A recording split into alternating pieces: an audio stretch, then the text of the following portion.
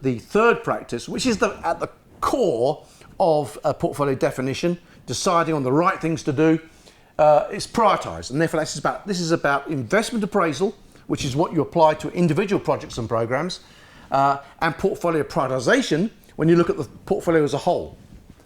But these techniques apply at both those levels, both at the individual and at the collective, at the portfolio level. Now, of course, if you look at the textbooks, they will say what matters is the preferred approach is cost-benefit analysis. In other words, we understand what the costs are, you understand what the benefits are, then you apply financial techniques to work out how you get greatest return on your investment. And those techniques traditionally were what's called return on capital, which is a percentage return, how much money do you have to put in, and then we measure the benefits in terms of how much money we're going to get back, and you represent them as a percentage. Or payback, and payback remains probably the most popular investment appraisal technique, cost-benefit technique, and it just works on the basis of how long will it take. It's a time-based measure. How long will it take for us to get our original investment back in terms of the benefits? And there's a logic to that in that it says the future's uncertain, therefore we should invest in projects and programs that pay back earlier rather than later, because then we're minimizing risk. So we should recognize, what we should do in theory, but what often happens in the real world. In the real world, payback remains a very popular approach to investment appraisal using cost-benefit analysis. But when I say modern finance approaches, and when I say modern, we're talking about the last 50 years, so it's been around a while now. But the idea is that money has a time value. In other words, it's not just about inflation. If you're going to have £100, would you rather have the £100 today, or would you rather have it, even with zero inflation, would you rather have it in the future, in a year's time? And everyone, I thought, would say, I want it today. It's called the time value of money. In the public sector, there is a social time value of money. People have a preference to have money today rather than tomorrow, and there's an implicit percentage return that's implied in that decision. So the idea is that modern finance approaches look at the time value of money. In other words, how much is money in the future worth today? So £100 in the future may only be worth £95 at today's money. So we have to do what's called discount. We use discounting techniques, but that's kind of getting very technical, and there's some guidance in the guide. But what it's really about, what it talks about, is internal rate of return, which is a percentage. So it tells you what the percentage rate of return is. Or you've got net present value, which is a financial. So it's a euro figure or a pound or a dollar figure. So it's the value of future cash flows expressed in today's terms. Now, most managers tend to prefer a percentage. People find it easier to understand this project has got a 15% return, or if I said it's got a return of $150,000, people find it easier to get their heads around a percentage. There are weaknesses, there are inherent technical weaknesses in the internal rate of return method. So net present value is the theoretically correct approach. So what accountants and economists will use net present value. But whatever technique you use, and this is the point, whatever technique you use, cost-benefit analysis, what are the costs, what are the benefits, we crank the handle, we can calculate, the software will calculate net present value, it will calculate internal rate of return. I should say, as you'll see in a little while, when I did it, we used to quote both numbers. We used to use payback as well. We would quote all three numbers.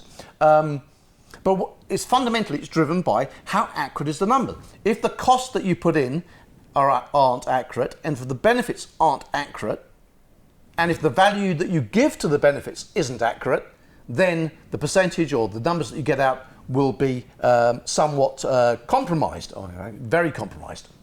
So I say the process relies upon accurate forecasting, but forecasts have a tendency not to be very accurate. We see here quotes from Daniel Kahneman, Nobel Prize winner.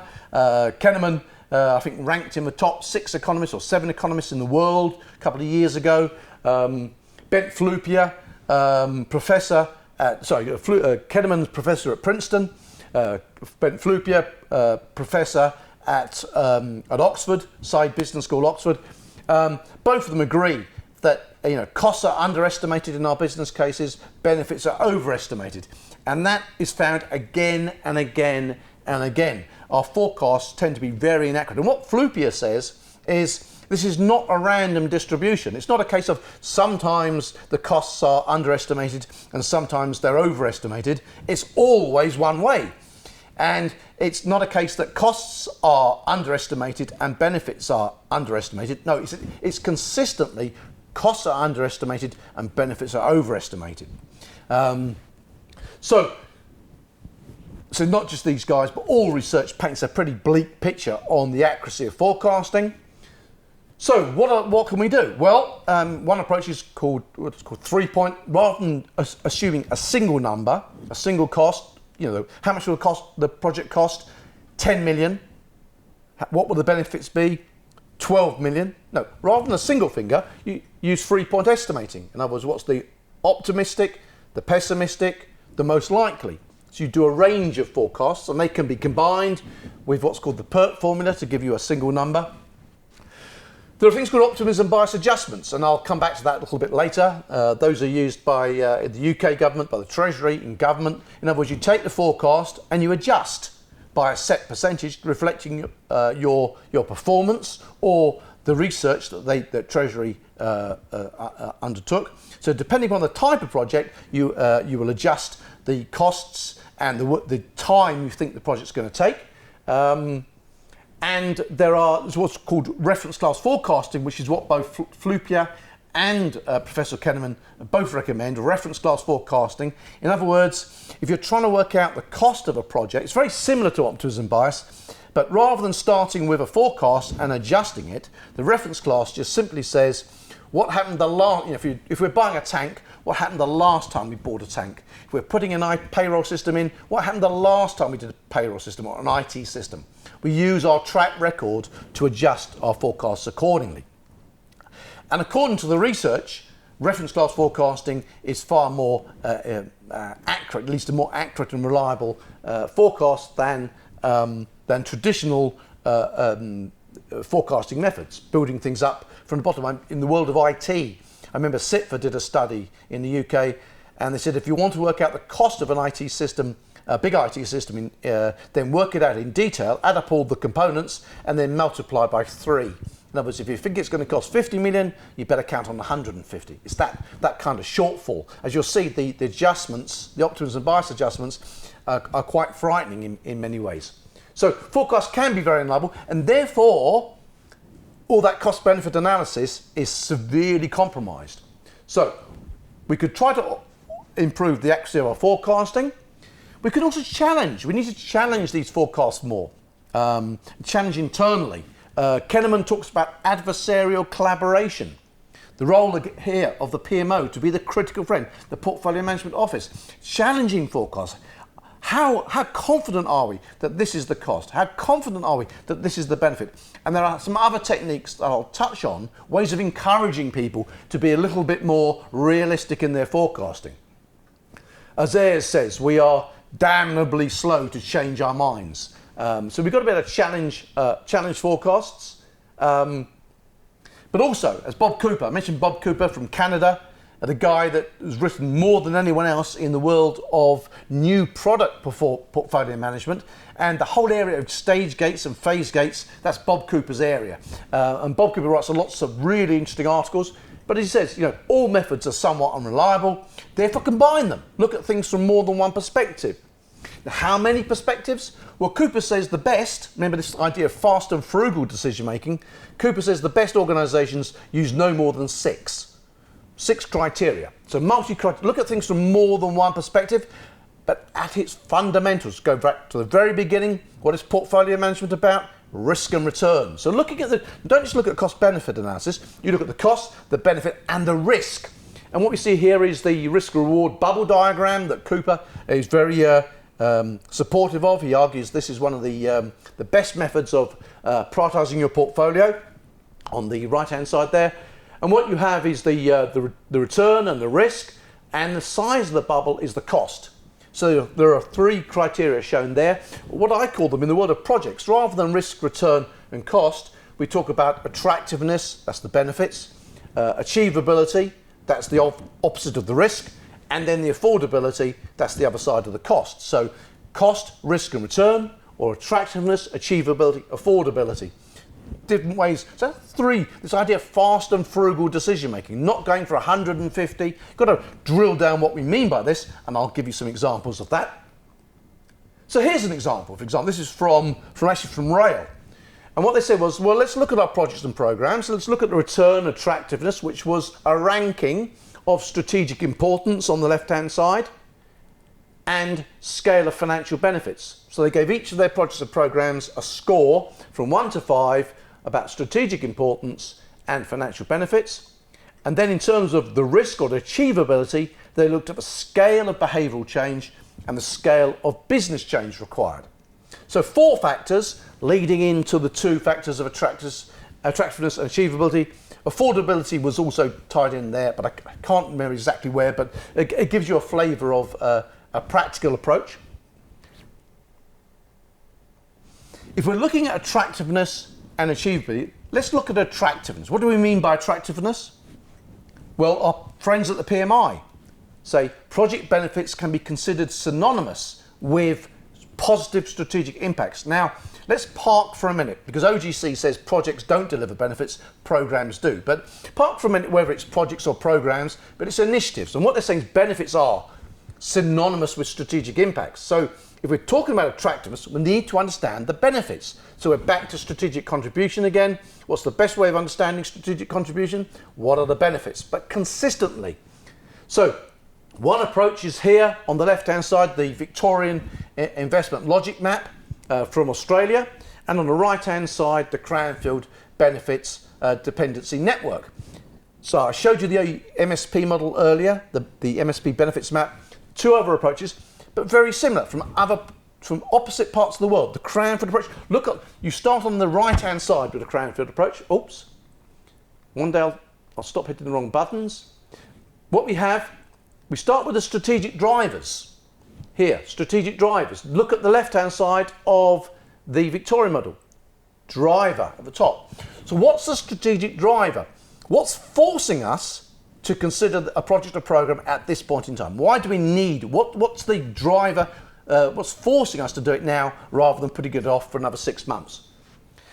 The second point, when you know what the drivers are, what should your investment objectives be? And we go over here and we see the word objective on the Victorian model. Exactly the same as the Cranfield model, but it's seen from left to right rather than from right to left. So you start, look at the arrows go this way and that way, 2-way. So you start with your strategic drivers, you start with your investment objectives. We then say, what would the business benefits be? Or what would the benefits be of solving if we met the objective? And then what should the solution be? And over here, combination of changes to deliver the benefits. So it's 2 approaches to benefits mapping, but the idea is let's identify the benefits so that we can link to the organization's strategic objectives. So we understand, so benefits are synonymous with strategic impacts if we do it in this way. So that's attractiveness. So how do we measure achieve? How would we measure risk? How would we measure achievability? The 2, I say, are the same thing, but obviously the scale is the reverse, because risk, it goes up, that's bad. We want, ideally, you want lower risk rather than higher risk, given all other things being equal. Achievability, we want high achievability rather than low achievability. Well, one way is to use the OGC risk potential assessment, and that was the framework that was used, and I think that's the one we gave. It shouldn't be a surprise it's in MOP, since MOP was an OGC publication back in 2011. It looks at the scale there of the complexity and the scale of consequential impact, and many of you will have experience of applying that. But that kind of risk model based upon impact and probability is a fairly standard approach.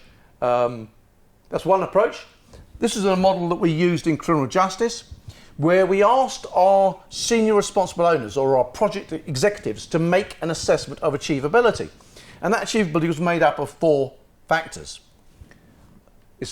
Again, we looked at the degree of complexity. So it's the same, the OGC model looks at complexity. How complex is it? And there was a template that described the factors you need to consider in determining the complexity. how good is your, what's the quality of your planning for performance and benefits management? How good is your planning? Can you show me in payback, what are you doing to ensure the project will be delivered successfully and it will realise the benefits? And again, there was a template to determine whether you're red, on that scale of red, amber or green, using use red amber, so it went red, red amber, amber, amber green and green.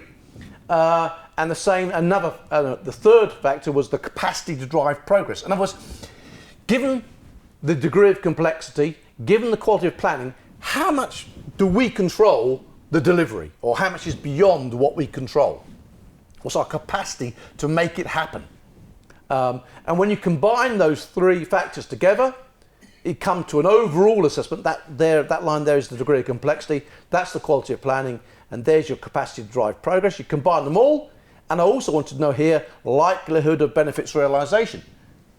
How confident are you, red, amber, green? And of course the SROs would complete this and they would come back to us. This was based upon, by the way, the Prime Minister's delivery unit self-assessment. And then we would say they would come back and they'd all be green, of course. The SRO would rate their achievability as very high. And we said that's really great, but please bear in mind, if your project starts to slip, if you start to spend more than the budget, or if benefits start to fall, we'll be asking why you as the SRO or the project executive rated it as so highly achievable. And normally then they said, oh, can we have it back please? They come down then to amber green or down to amber, and we say that's really great, because now we can have a debate. What are you doing to mitigate the risk? So there's another example of it being active, an active management of achievability or an active management of risk. I've got another example I'm going to give you in the last section. And sometimes, even when you've done all of that, so we're trying to understand achievability, we're trying to understand the attractiveness, we're trying to understand the benefits, but portfolio management and prioritisation specifically is not a science. It's not a kind of crank the handle, work out the big numbers, draw the line, anything above the line gets funding, anything below the line doesn't get funding. Because I said those numbers are just so uncertain, because the forecasts are often very unreliable. We need to look at things from more than one perspective. It's art as well as science. And sometimes what we have to do is force rank. This is called pairwise comparisons, or the analytical hierarchy process, and it starts to get very complicated, and there's lots of very advanced maths that underpin this stuff. But any of the kind of main software solutions, portfolio management software solutions, will incorporate this. And the idea is that you just look at all projects and you look at them, or potential projects, and you compare them in pairs. How much more important is A compared to B? Which would you prefer, A or B? Or B and C, which one would you prefer? I mentioned there Condorcet's paradox. Condorcet's paradox is when you ask people, what would you rather have, A or B? And they say A. What would you rather have, B or C? And people say B.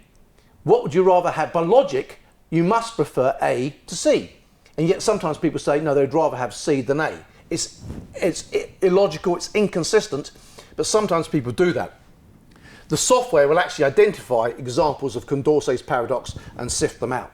So it's a rating system. So it's a way of force ranking, and that up there is to remind me, of course, what often happens is you've got 5 projects and you say, how important are they? And they say, is it on level of 1 to 5, how important are they? And they say, oh, they're all 1. You say, okay, how important are they? 1.1, 1.2 or 1.3? They said they're all 1.1. You say, okay, is it 1.1.1, 1.1.2 or A1? So you've got to choose. You can't say they're all equally important. So forced ranking is a kind of technique that's often used in portfolio management, so particularly by the software tools. And it's also linked to this whole concept of decision conferencing. And when we wrote MOP, I put this into MOP, and one of the reviewers wrote back and said, silly name for a stupid technique, or for a made up technique. And I said, well, just because you haven't heard of it doesn't mean that I made it up. Larry Phillips at the London School of, Professor Larry Phillips at the London School of Economics publishes papers that thick on this technique. So all I'm doing is summarize, all we did was summarize it in MOP. But the idea is that you get the board to collectively debate and rank and rate the various projects and programs. And in doing so, what you find is board members' knowledge of the portfolio increases and their commitment increases. So we go back to principle number 1, senior management commitment. Decision conferencing, which is a prioritization technique, actually helps improve senior management commitment. And the other point to emphasize there is, this is the point, the principles don't stand alone. They're all interlinked. The principles and the practices are interlinked. So you can apply the techniques across the piece. So decision conferencing can be very important. So you don't just say to the board, here's the recommended portfolio. They go, yeah, okay. No, the board actively debates. And I say they're holding up one number. They should all be holding up two cards. Risk and return, attractiveness, achievability. What's my rating?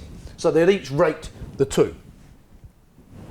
And you bring it all together. We saw the bubble chart that Bob Cooper recommended, and there's some more. On the left-hand side, strategic value and the scale of risk. And there's another one on the right-hand side. This was our portfolio, attractiveness and achievability.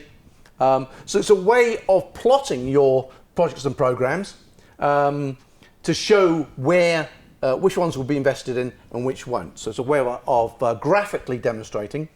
And the way that often portfolio reports are presented, lots of numbers, lots of detail, this sort of kind of graphical presentation. Bob Cooper, people like Craig, who I wrote MOP with, are very big in this area. They're kind of very keen to emphasize how important it is to be creative in the way that we present portfolio reports. But Bob Cooper, Professor Bob Cooper, says this is where it's at. You can have all the financial numbers in under the sun, but actually this helps communicate the message far more effectively.